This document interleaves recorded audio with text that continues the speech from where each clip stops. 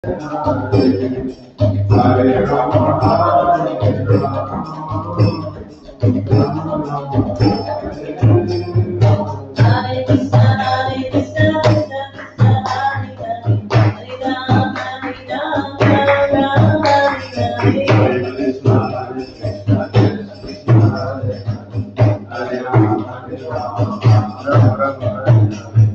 Krishna, Hare Krishna, Krishna Krishna, Hare Hare, Hare Rama, Rama Rama, Hare Hare, Krishna, Hare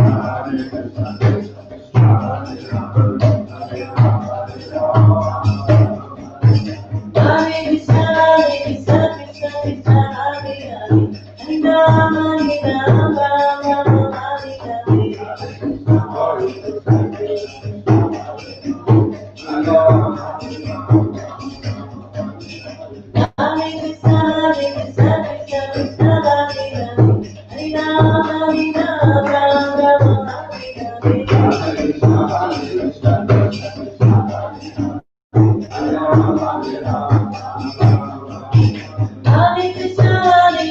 Krishna Krishna, Hare Hare, Hare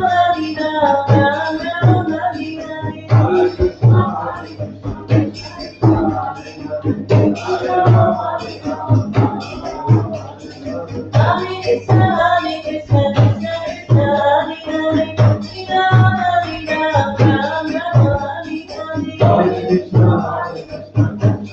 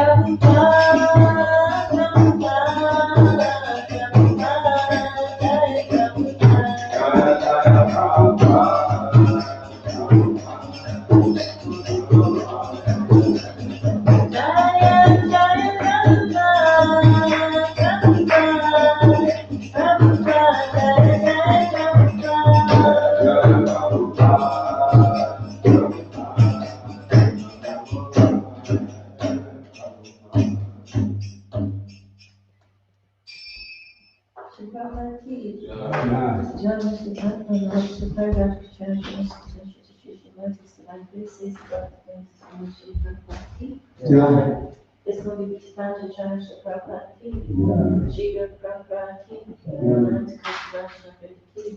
not charge the hardest to go Ki.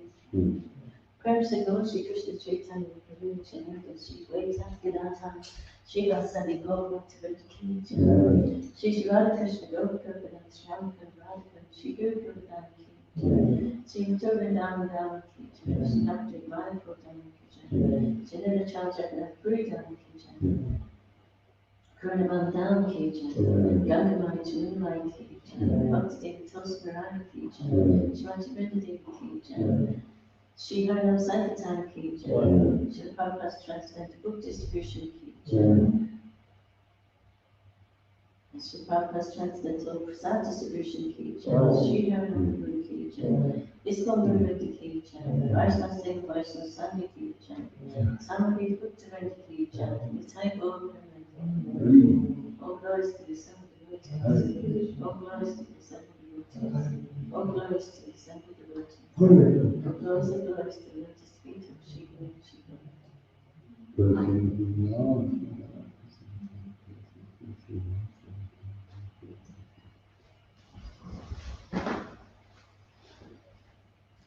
The lotus feet of our spiritual master, by the only which we obtain pure devotional service, I bow down to his lotus feet with great awe and reverence.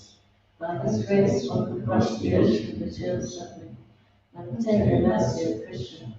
Who only wishes to have my consciousness purified by the words emanating from his lotus mark, attachment to his lotus feet is perfection that fulfills all desires.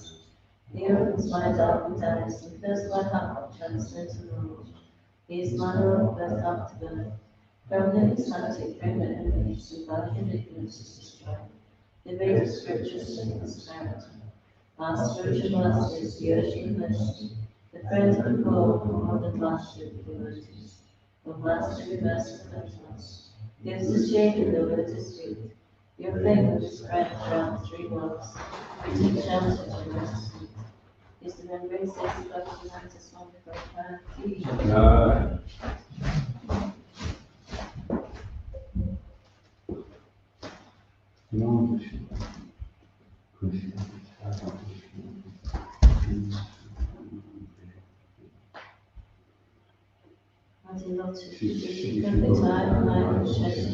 Please make this worthy of your mercy, so that the Scottish Yatra may flourish in numbers of happy devotees, and blessings to Sri Lakshmi Devi, and especially love for you beyond devotees, Sri Chaitanya, Hare Krishna,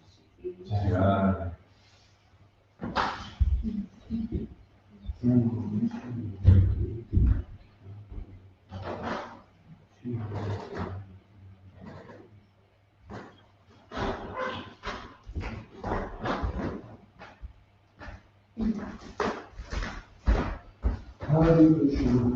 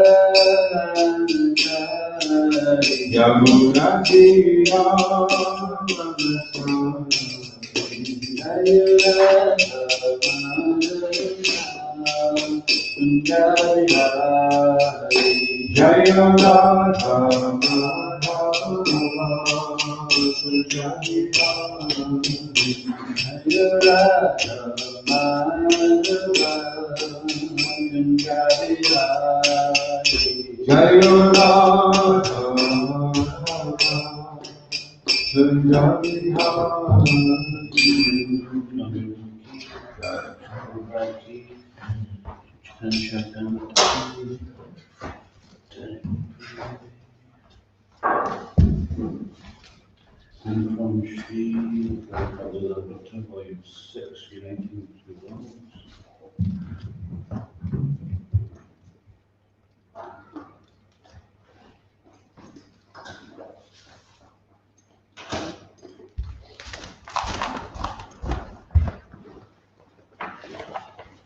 Please distribute books. Srila Prabhupada liked to sit in his garden with its roses, jasmine, azaleas, honeysuckle, mint, silver lace, vine, marigolds, and banana trees. And he liked the sound of the fountain, the small compound with its lawn, flowers, bushes, and seats of Srila Prabhupada was surrounded by high.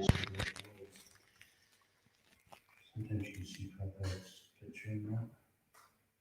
When Prabhupada received special guests, the devotees would bring chairs for them, but Prabhupada's disciples would always sit on thin mats on the lawn and look like Srila Prabhupada on his elevated seat. The neighborhood was quieter and more peaceful in the evening, and Prabhupada could hear the kirtan in the temple and the cars passing along Venice Boulevard. Men's shouts from the nearby karate school were a disturbance Prabhupada had come to tolerate. It's actually some room conversations. You can hear Srila Prabhupada and you can hear all the shouting going on. Prabhupada makes various comments. Does anybody remember any comments he made? He said they think this shouting will save them at the time of death. We will chant Hare Krishna. It's the best self-defense, actually, chanting Hare Krishna. Actually, if you ever read the Ramayana, at the beginning of the Ramayana, then the beginning of the Ramayana, and there's a part where Ravan goes up against the Yamadutas and actually gets defeated very easily. And because there's some pastime to take place, then he has to be saved so he can come and take part in the pastime. But the Yamadutas are so strong. So if anyone thinks, I'll become so powerful that even the Yamadutas will have to run from me, nobody. Ravan was one of the biggest demons, and easily the Yamadutas, just dealt with him. So when the Lord comes, he just has some pastime with them. Yeah, but one who chants Hare Krishna, then the Yamadutas don't go to them. So this chanting of Hare Krishna is actually the best self-defense. For an hour or more, Prabhupada would sit listening to a reading from Krishna, the Supreme Personality of Godhead, while around him on the grass, sharing the transcendental moments, sat his disciples. Prabhupada was fully satisfied to hear Krishna Lila, and he would sit erect, head held high in a meditative mood. It was only an informal group, but his presence made the occasion very special, momentous. From time to time, he would interrupt the reader to comment. Night would fall, and he would end the reading and leave the garden, walking on the gravel path past the main temple building and up to his second-floor suite. Srila Prabhupada so much liked his Los Angeles garden that he decided he wanted one like it at his Mayapur headquarters. Srila Prabhupada ki Jai Jai Shri Chaitanya Jai Nityananda Jai Jai Shri Chaitanya Jai Nityananda. Jai Advaita Chandra Gaura Bhaktivinoda Jai Advaita Chandra Jai Gaura Bhaktivinoda. Jai Jai Shri Chaitanya Jai Nityananda Jai Jai Shri Chaitanya Jai Nityananda. Jai Advaita Chandra Jai Gaura Bhaktivinoda Jai Advaita Chandra Jai Gaura Bhaktivinoda. Jai Jai Shri Chaitanya Jai Nityananda Jai Advaita Chandra Jai Gaura Bhaktivinoda Jai Advaita Chandra Jai Gaura Bhaktivinoda. Hare Krishna Krishna Krishna Hare Hare Hare Krishna Krishna Krishna Hare Hare. Hare Rama Rama Rama Hare Hare. Hare Rama Hare Rama Rama. Reading from Sri Chaitanya Charitamrita, Madhya chapter 16, entitled The Lord's Attempt to Go to Vrindavan, text 238. Markata Vairagya Na Kara Loka Dekana Markata Vairagya Na Kara Loka Dekana Yata Yogya Vishaya Bunja Anasakta Hana Yata Yogya Vishaya Bunja Anasakta Hana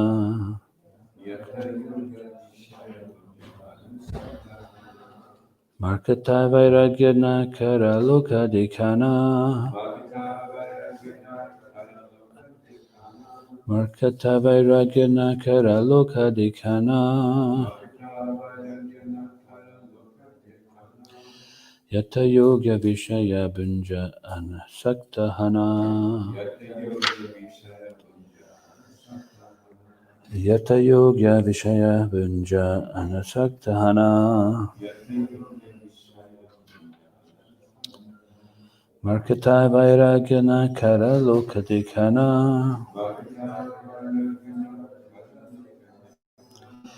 Markata vairagya nakara loka dekana. Yata yogya vishaya punja anasaktahana.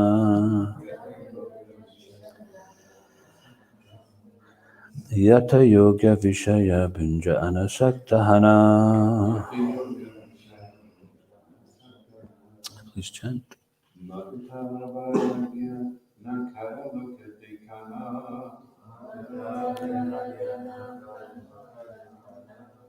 Yata yoga vishaya bunja anasaktahana.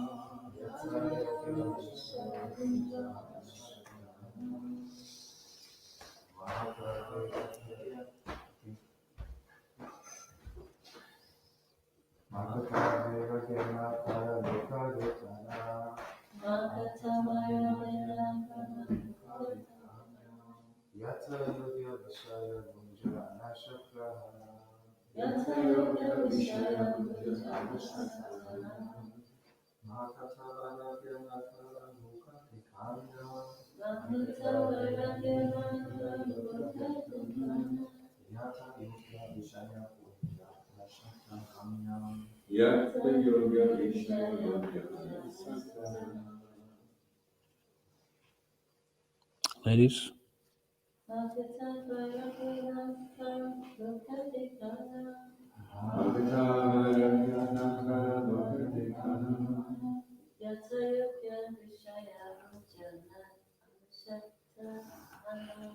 Yata yoga vishaya bunja anasaktahana.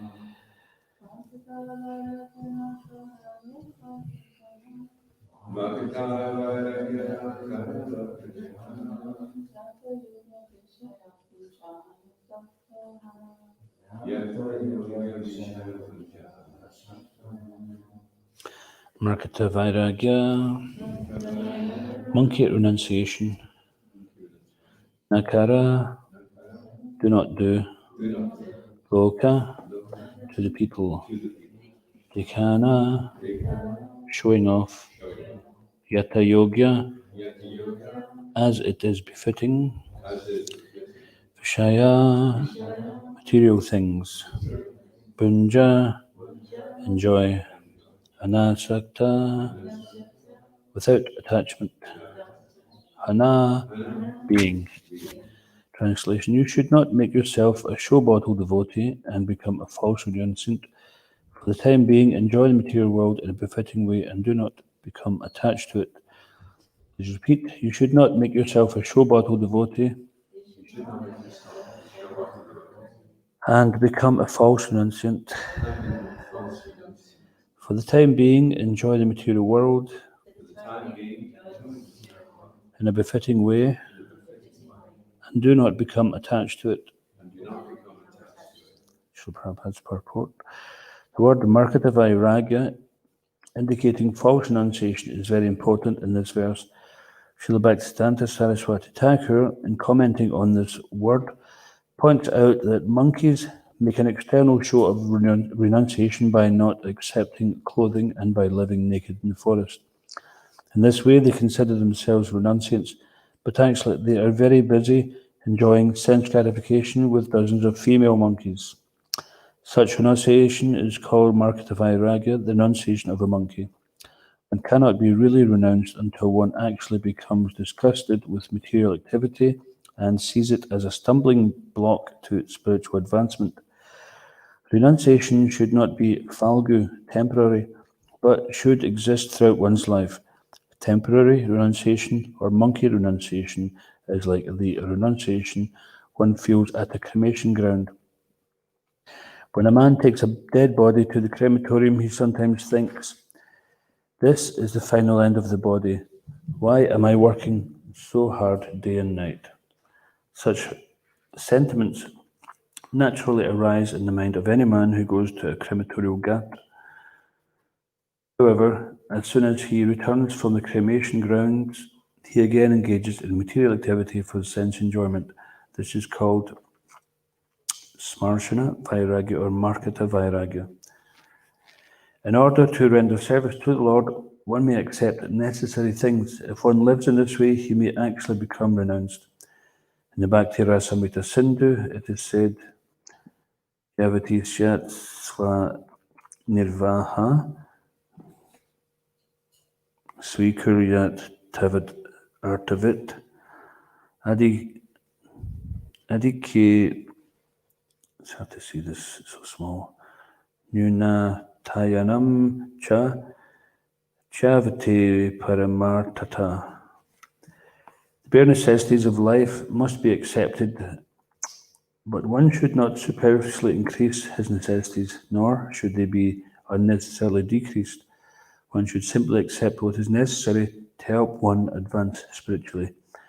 In the Durgama Sangamani, Sri Jiva Goswami comments that the word Swanirvaha actually means Swa Bhakti Nirvaha. The experienced devotee will accept only these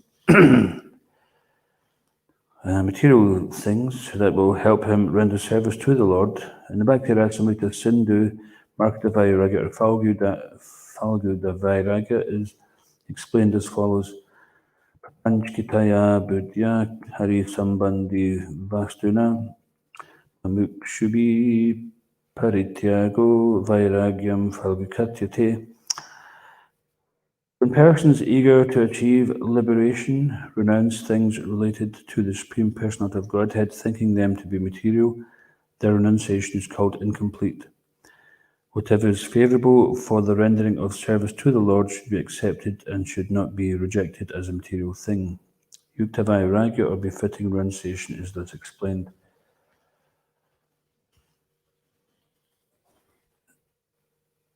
Anasaktasya Vishayanyatarham Upayunjata Nirbandha Krishna Sambandhe Yuktam Vairagyam Uchite. Things should be accepted for the Lord's service and not for one's personal sense gratification. If one accepts something without attachment and accepts it because it is related to Krishna, one's renunciation is called Yukta Vairagya. Since Krishna is the absolute truth, whatever is accepted for his service is also the absolute truth. The word Marketa Vairagya is used by Sri Chaitanya Mahaprabhu to indicate so-called Vaishnavas who dress themselves in loincloths trying to imitate Srila Rupa Goswami. Such people carry a bead bag and chant, but at heart they're always thinking about getting women and money.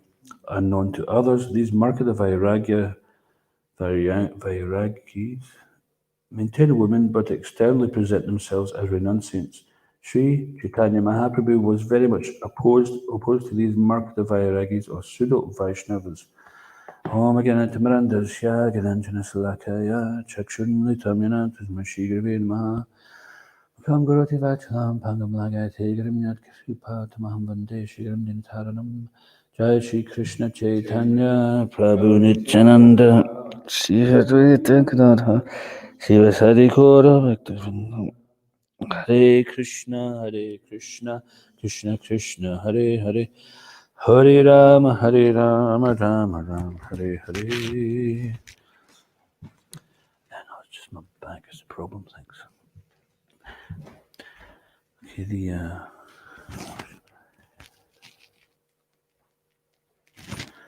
verse again, you should not make yourself a show-bottle devotee and become a false renunciant. For the time being, enjoy the material world in a befitting way and do not become attached to it. So interesting. This is Chaitanya Mahaprabhu speaking to Raghunath Das Goswami, isn't it? And we see Raghunath Das Goswami was extremely renounced. And like Chaitanya also, he was an exemplary sannyasi. But he wasn't advocating false renunciation where one shouldn't have anything. So when he says enjoy the material world in a befitting way, then according to the ashram we're in, then there's different things. It's not like someone who's in a brahmachari ashram should enjoy the world like a grihasta, or someone who's a grihasta should try to live like a brahmachari. Of course, Prabhupada did coin this term, grihasta brahmachari. So he expected all of his disciples, when they accept the vows, that means the vow exists through all the different ashrams, not that, okay, now Now I'm Grihasta. I don't have to perform the celibacy any longer until I'm 50. No, the vow is the vow, regardless of whatever ashram you're in. So in this way, Prabhupada said that ISKCON is a movement of Paramahamsas. Does anybody know what Paramahamsa is? Yeah, what does it literally mean? Parama means, it means supreme, like para prakriti, the superior energy. And Hamsa,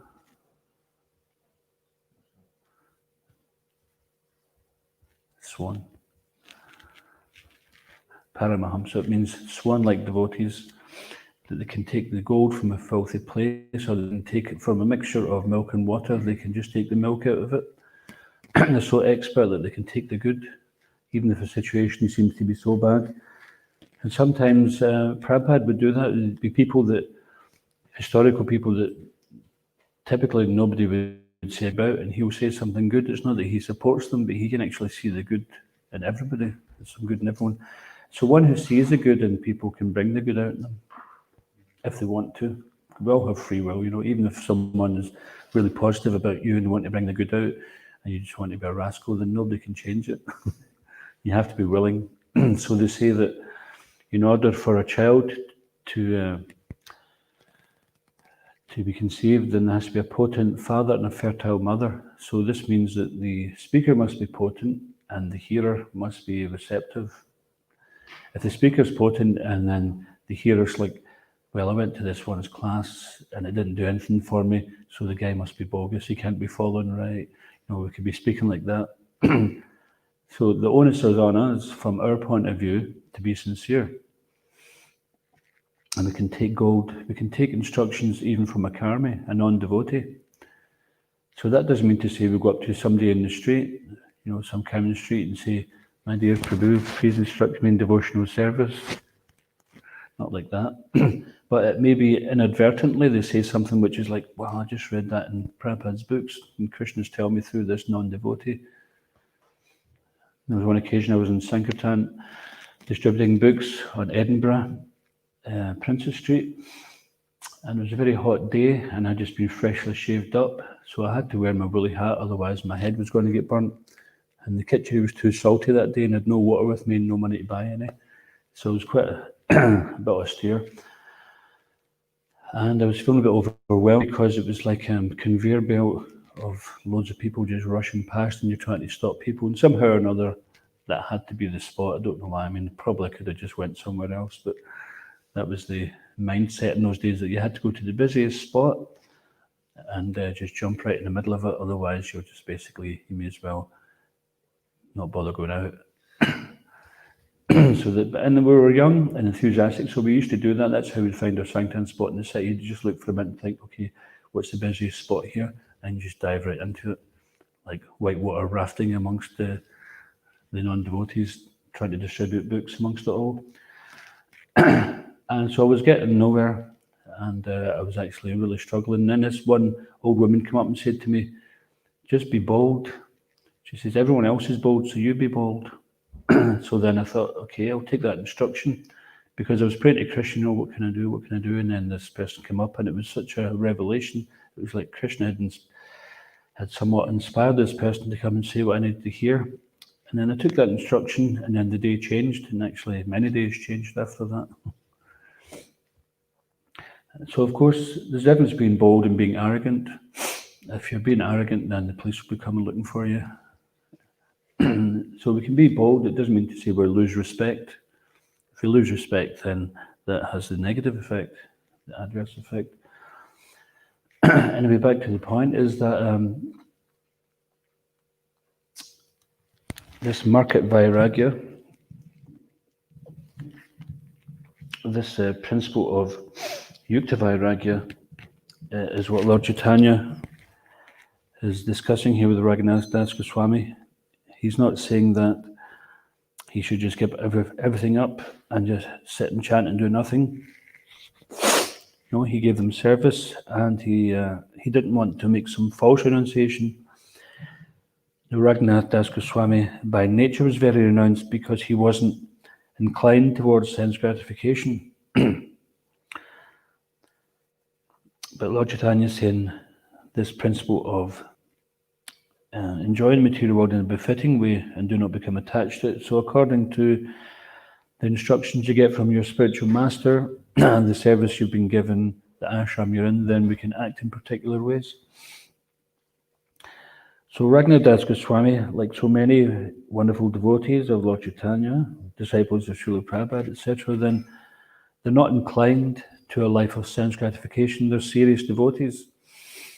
And serious doesn't mean to say that they're always looking grave. Sometimes, some of them may have that countenance, but they're serious because they're thinking they're not going to wait till the time of death to think, oh, I should have done something more with my devotional service. I didn't take the opportunities that were there. No, they're serious because they realise we have to grasp these opportunities while we've got them. We don't know how the material world is going to throw us next. And it happens all the time. People get a death sentence upon them. You're told, okay, you get 6 months to live. It could happen to anyone, anytime. Just like Maharaj Parikshit was given 7 days to live, and he was thinking, great, now I know. I've got 7 days to prepare. Otherwise, I might just go on the rest of my life thinking, I've got lots of time left. So the devotees, what is night time for the non-devotees, that is like daytime for the introspective sage. So sometimes when something adverse seems to happen, the devotee looks at it in a different way, and they think, oh, this is Krishna coming in another way. So serious devotees, when Prabhupada talks here about disgusted with material sense gratification, so Vishaya means material sense gratification, and often in the Acharyas' bhajans, they'll use this term Vishayi. Vishayi refers to one who's simply a sense enjoyer, and this is Lord Chaitanya. He instructs the devotees, asat sanga tyag, that we should give up the association of such sense enjoyers because we'll become like that. The association we keep, that has the influence on us. So if one is simply interested in sense gratification, then that is kind of futile use of the human form of life. On the other hand, to falsely become disgusted and falsely renounce means that sometimes they're saying too much aversion is a sign of attachment. So we have to be careful of that, because disgusted means that just like if someone was to put some dog stool up to your nose, it's so disgusting you don't want to go near it. It's not like you have any attraction to it. You never think, I wish there was some dog stool around so I could smell. You just don't think like that. Your mind doesn't go to it. So similarly, these devotees, when they're disgusted, it means their mind doesn't go to these things. They have no attraction because they have other attractions. But if you smell someone's just cooked and offered, a nice pot of halava to the deities, and you smell it just coming out the kitchen, we think, oh, I'm attracted to that. And so too much aversion, aversion can be another side of attachment. And this is called bogatyag. So just like most people in the material world, they work hard all week and they get their wage.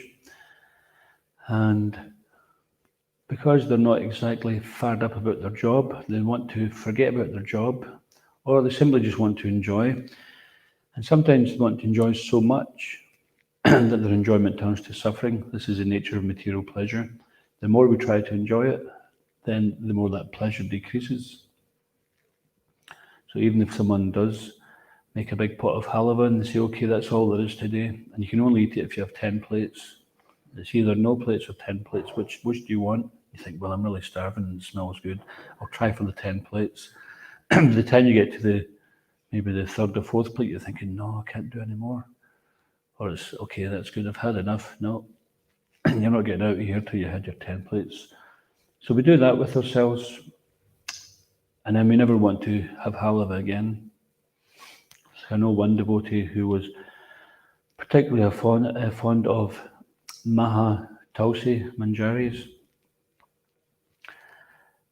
The spiritual benefit from respecting Tulsi Devi when it's offered to Krishna is that Krishna, he's not interested in so many different opulent dishes, but if Tulsi's there, even on a simple dish or opulent dish, then he will definitely take that offering because Tulsi's there. So this is just like, we cannot approach the spiritual master directly, the Lord directly, but by the mercy of the spiritual master who's dear to Krishna, then Krishna will take some notice of us. So similarly, when we make offerings to Krishna on the altar, then we offer Tulsi. Sometimes some people do that at home, but if not, the main thing is bhaktya, manprayachati, that we should offer with devotion. That's the main thing. So this devotee was so fond of Tulsi manjaris that whenever was there, no matter how many there were, eat the whole garland practically until overdid it. And then even to this day, still can't take another manjari. So regulation has to be there.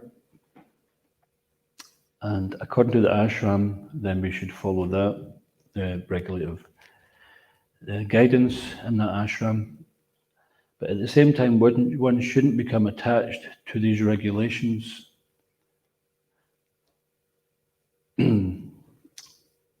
They're only a means to an end. If one is too much attached to or neglectful of the scriptural rules and regulations, then this is food for spoiling devotional service. So there are six things which spoil devotional service. Can anyone name them? Or some of them? Association with partners. Yeah, associating with non-devotees.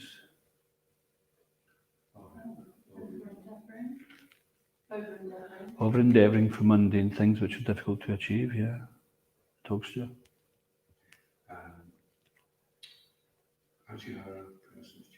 Over-endeavour, claiming too many things. Unnecessary talk. How you're so accepting rules and regulations fanatically, and then the other side of that is that you reject them when you don't really understand what the point of them was in the first place. And you find that this is the different sides of the same coin. That someone who's a real fanatic and who's following everything so strictly, and you have to breathe 108 times, with each round, and exaggerating here, but sometimes they're so mechanically precise, and they're missing the point, which is to do it with love and devotion. And because we don't have that, we try to substitute it with some rules and regulations. Now, we shouldn't substitute it with rules and regulations. The rules and regulations are there to help us become purified so that the dormant love of God, which was within our heart, can start to manifest. Vrinda, you had your hand up? Which one was it? Niyamagraha. And then Prajalpa, unnecessary talk. But this Prajalpa can take, and it can manifest in so many different ways. Can anyone name another way other than just talking, or another way, many ways it can manifest? One way which can manifest Prajalpa? Reading newspapers. Reading newspapers. Anything else? Watching TV. Watching TV.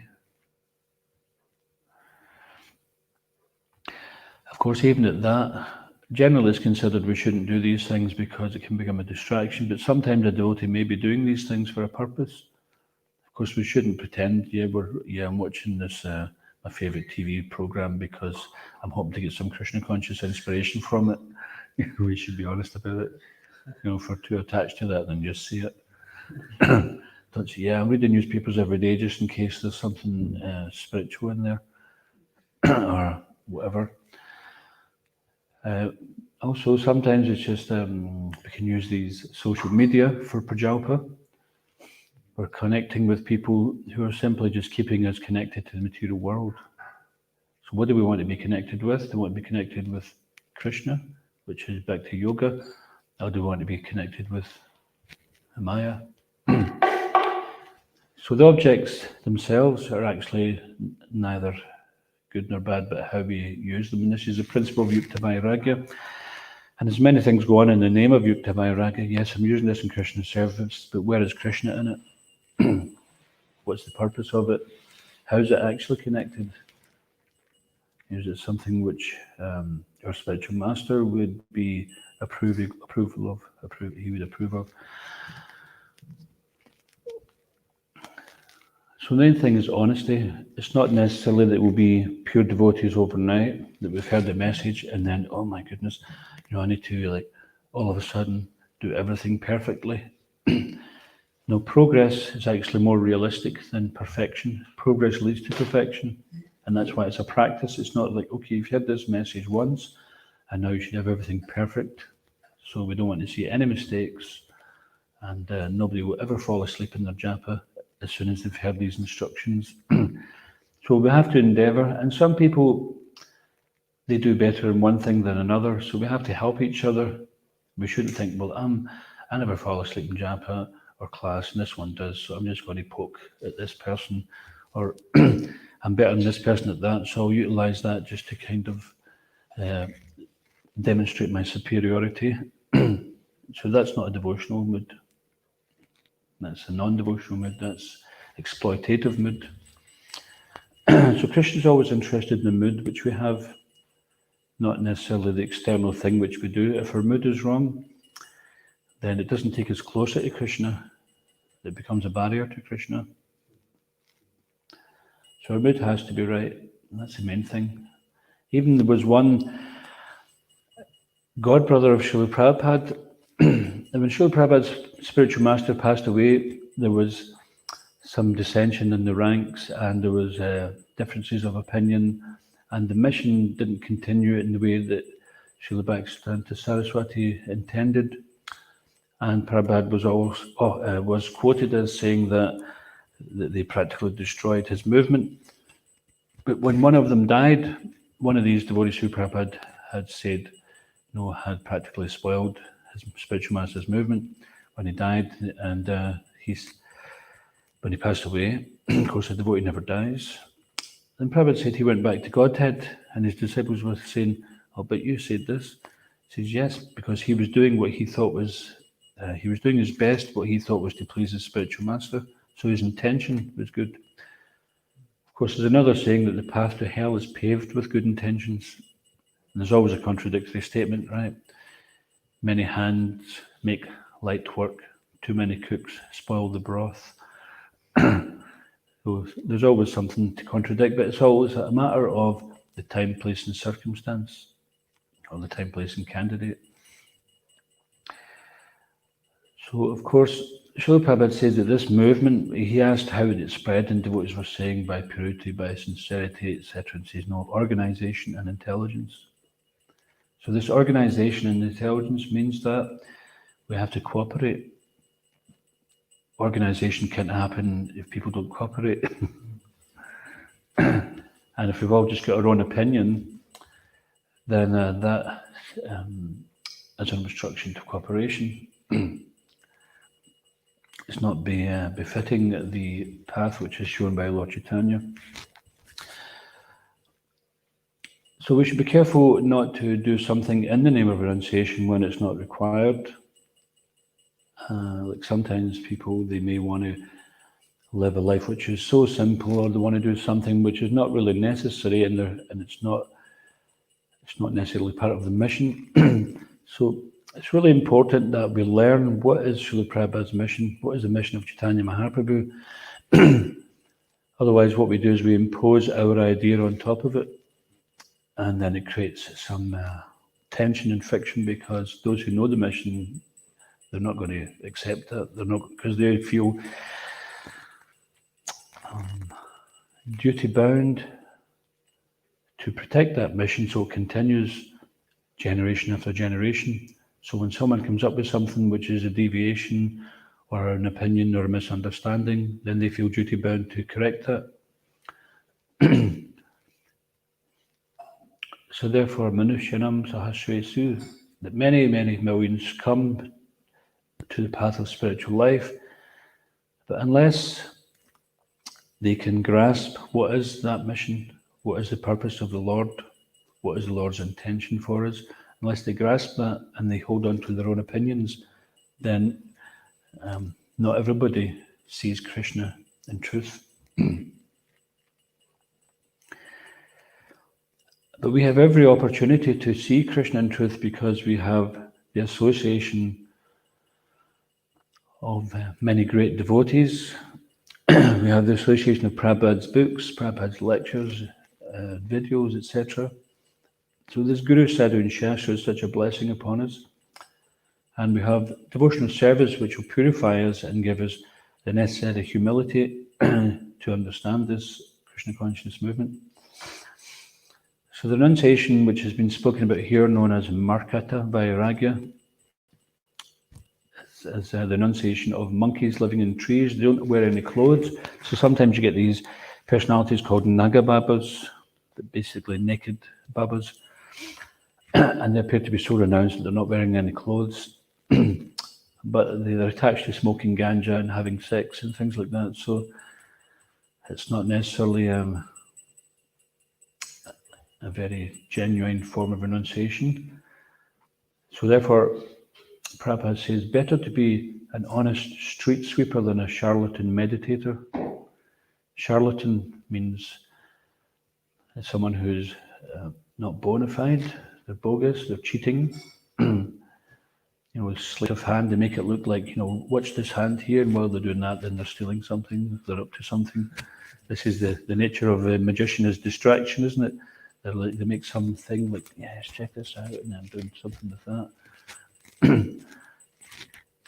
So this is, honesty is the best policy here. And it said that the sufferings of an honest person do not last long. Sometimes we think that we don't want to reveal our mind because people will look down on us, they think less of us. But actually, quite often the opposite. If you reveal your mind to the right person, then the person will think more of you. They'll think better of you because it's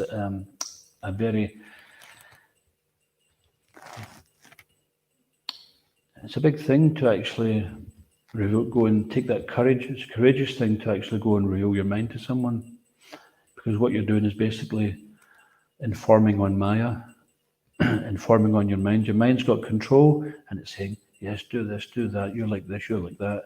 And then finally, when you're disgusted with the mind putting you into so many situations, you go to someone and just reveal your mind. And then immediately they say a problem solved is a problem halved. So when you reveal your mind, your problems are immediately halved. They're not as big because the mind likes to blow up so big. And the last thing the mind wants is for you to grass it up or to inform on it, to reveal it, because that way it will lose its grip. But actually our mind becomes our friend when we do that, and the mind thinks, oh, that actually wasn't so bad. I was so afraid of revealing my mind. But now when I did it, then I feel much more powerful, because immediately you're disempowering the mind as being the controller and giving the mind its proper place. It's not that we renounce the mind. The mind is the faculty which helps us accept and reject.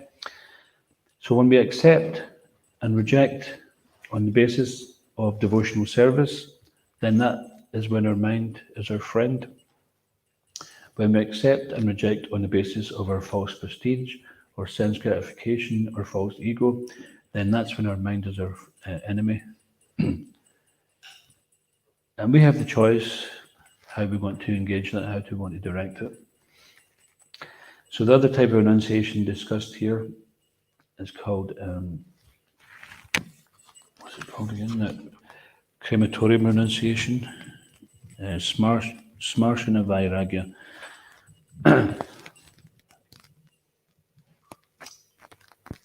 So the very famous quote of Maharaj Yudhisthira, Yamaraj asked this question of Maharaj Yudhisthira: what is the most amazing thing in the material world? Now, many other people would try to answer this question, and there was some story there. They were next to some lake and they were cast into the lake or something like that. because they got the answer wrong.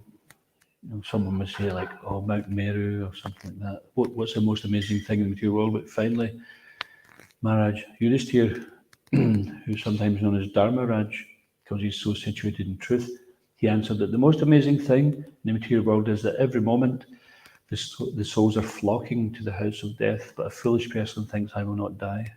And we think, yeah, that's great. Okay. And then we forget it. This is how much we're in Maya. Apparently, it's you're not allowed to say that you're in Maya these days. But the fact is that there's Maya or there's Krishna. So some parts of us, we may be in Maya. So the most amazing thing is that if every moment souls are flocking to the house of death, foolish person thinks not die. They go to the cremation or they go to the cemetery. Friend or relative, acquaintance has been cremated or buried, and then think, wow, yeah, this is what it's come to. All that running around, all that so-called progress, then what happens? Turns to ashes, ashes to ashes, or back into the ground, dust to dust. So you start to think, well, maybe I should be a bit more thoughtful about life. So that sometimes happens. This is called smarshana vairagya, or renunciation of the crematorium. But then very soon afterwards, then they forget and they just go back into their material comfort zones. And generally when there's some cremation or burial, straight afterwards they have what they call a wake. You should call it a sleep actually, because it doesn't wake anybody up. It just puts them back to sleep again. Immediately what do? They just have loads of food and loads of drink. And they drink to in the memory of the person, etc. It's a nice sentiment to remember people, obviously, but simply to get intoxicated and then forget their own mortality as soon as possible, and it's just wanting to hide, stick the head in the sand again.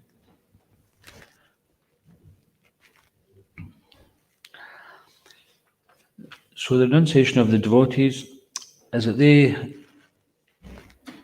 by association, are reminding each other of the temporary nature of this material world.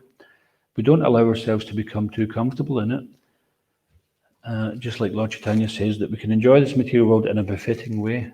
So this befitting way has to be in such a way that it's not going to distract us from our devotional service. Devotional service doesn't just mean to say what you do from 9:30 in the morning to 5:30. It means our whole life. Our whole life is devotional service, 24 hours a day. Even our sleep is devotional service. Krishna says that if one doesn't eat enough, or eat too much, doesn't sleep enough, sleep too much, then they cannot be a yogi. So in order to be a successful back to yogi, we have to be balanced in these things. If someone tries to become too advanced by not sleeping enough, then their mind will become very powerful. If someone sleeps too much, then once again the mind becomes very powerful. But if we sleep right, we sleep what we need, so that we can continue with our sadhana, our devotional service, our association, etc., our devotional life, then that sleep itself is serving our purposes. The Prabhupada said that sleep is like death to a devotee, because in sleep there's forgetfulness. But sometimes the devotees dream of Krishna or Krishna's service. Because if your mind is always thinking of Krishna, or your mind is always engaged, your purposes are directed towards Krishna's service, remembering Krishna, trying to see the Krishna conscious viewpoint in all which is going on in life.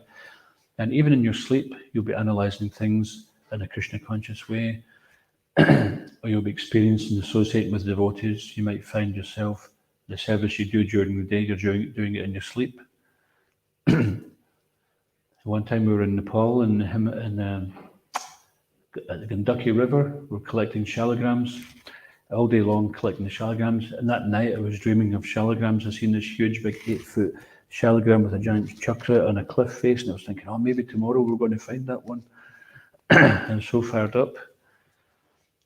So sometimes when your mind is absorbed in your service, then that will continue in your sleep as well. And sometimes even devotees, they may have some disturbing dreams and they start chanting, they take shelter in the holy name, and then they wake up.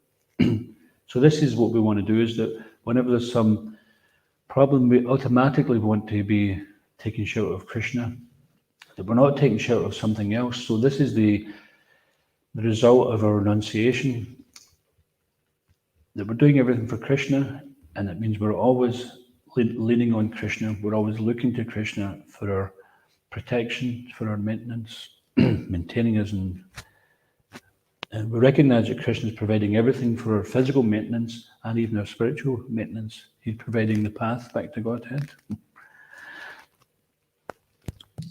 So there's quite a big purport. I didn't manage to cover everything on it.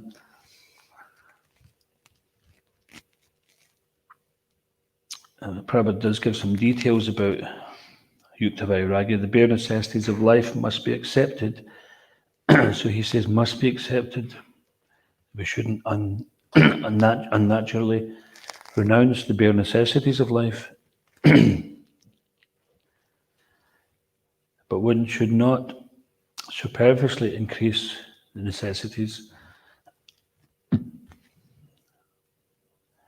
nor should they be unnecessarily decreased. So this is a very clear instruction. One should simply accept what is necessary to help one advance spiritually. And if we're unsure about that, then we can ask another devotee for advice on that. And sometimes these things will change as well. It's not necessarily that when you join the temple and the Bhakti leader says, okay, now you should eat up until the neck, you should take 10 plates of porridge this morning, because perhaps our mind is so attached to material sense gratification, we've got to totally flood it out with prasadam. So it's not like 20 years later, we should say, well, I was told on the first day that I should eat 10 plates of porridge, so we're still eating 10 plates of porridge. So the needs may change as time goes on, the needs will change. Some things you need less of, some things you need more of. And keeping good association and inquiring from devotees, this is what helps us keep a balance as well. So we have to develop love and trust in devotees so that we can take these instructions. If we don't do that, then we end up in a very inauspicious situation where all we've got left is our opinion. And there's many people with opinions, but they're not advancing in devotional service because they're too attached to their opinions. But it's not necessarily supported by Guru, Sadhu and Shastra. So our opinion is the opinion of Guru, Sadhu and Shastra. And this way we align ourselves. And this is Prabhupada's qualification. He says, my only qualification is I never changed anything. And so by just accepting what is given, we have the right to question for the purpose of understanding. And the more we accept, then the more we align ourselves with the association of pure devotees. And this is called satsanga. So we hear this term mentioned all the time, often, satsanga. So satsanga means to associate with the eternal.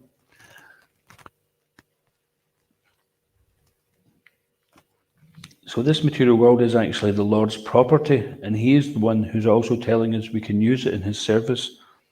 So therefore, the one who actually owns this material world, and the one who's controlling it, and the one who's giving the direction how to get free from it, is saying we can use it.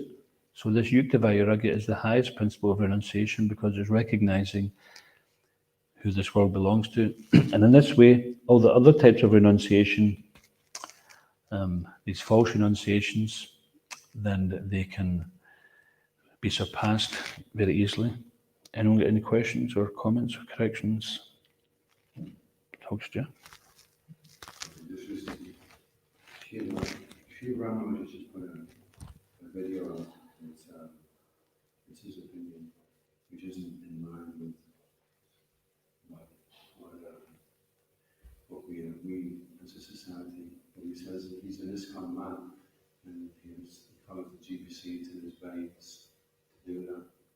So he's putting forward his opinion. He's got all the reasons why as well, but he's prepared to renounce that with some declaration. And I was just thinking, probably the hardest thing to do. You can renounce so many things, but probably the hardest thing to do is renounce your opinion. Many times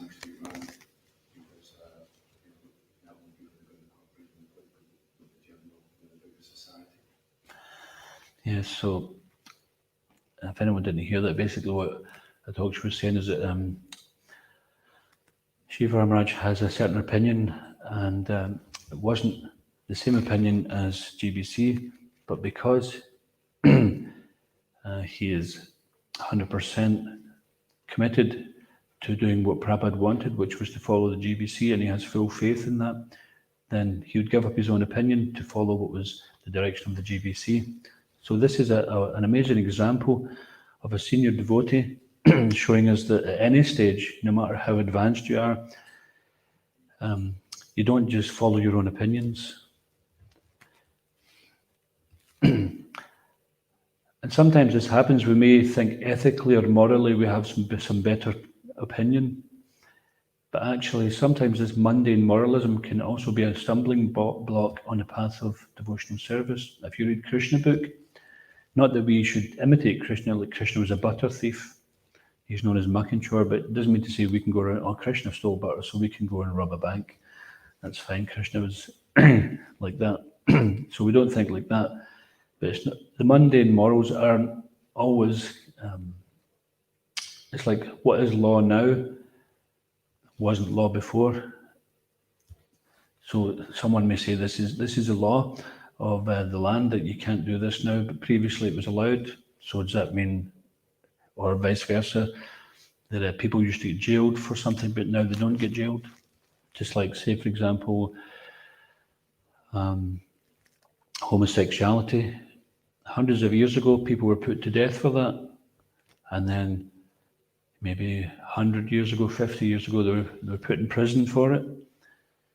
And then nowadays, it's actually turned round that if someone criticises that, then they can get punished. So the law is changing. The material law is changing. Or other aspects, maybe like abortion, or such other things. Say, for example, in Nepal, it was considered, I don't know if it still is, but in Nepal, it was actually considered as bad a crime to kill a cow as it is to kill a human. So if someone killed a cow, then they were given 30 years as a prison sentence, and they're also given public humiliation.